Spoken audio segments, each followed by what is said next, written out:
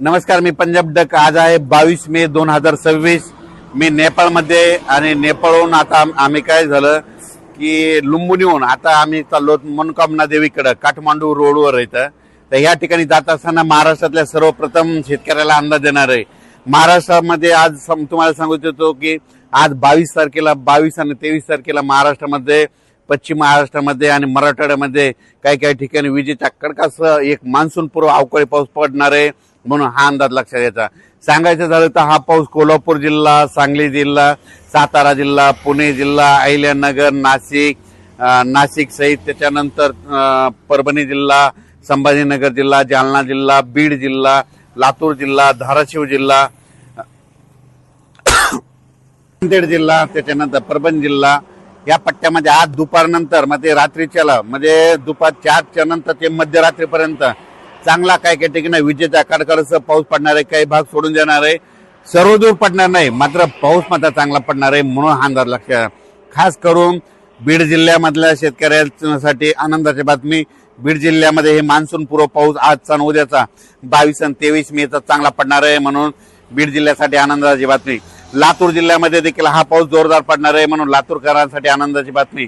अवकाळी पाऊस असणार आहे, म्हणून शेतीचे काम करण्यासाठी चांगले आनंदाची बातमी.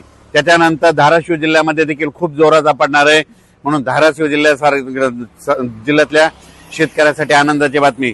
सोलापूर जिल्ह्यात देखील जास्त राहणार आहे. त्याच्यानंतर सांगली, सातारा, कोल्हापूर, पुणे जिल्ह्याला म्हणजे पुणेकरांना आणि पुणे जिल्ह्यातल्या शेतकऱ्यांना दोन श्रीगोंदा, अहिल्यानगर त्या परिसरातल्या शेतकऱ्यांना शेतीचे काम करण्यासाठी चांगला दिलासा भेटणार आहे.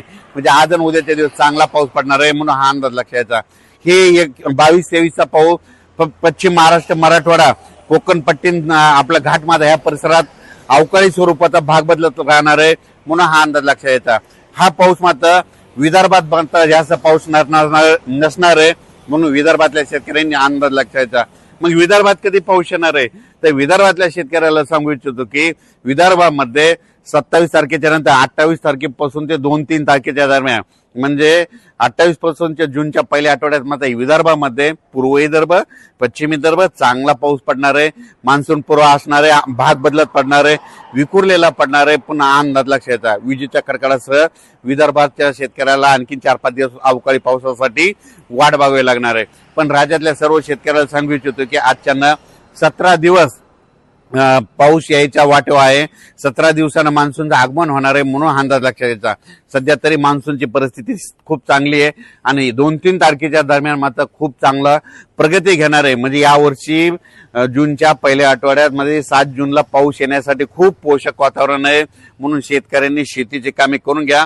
पण हे मान्सून पाऊस यायच्या अगोदर तर तुम्हाला एक सांगू इच्छितो, हे म्हणजे हे 22 पासून ते 5 तारखेपर्यंत तोपर्यंत महाराष्ट्रात बऱ्याच ठिकाणी पूर्व मोसमी पाऊस चांगला बरसणार आहे.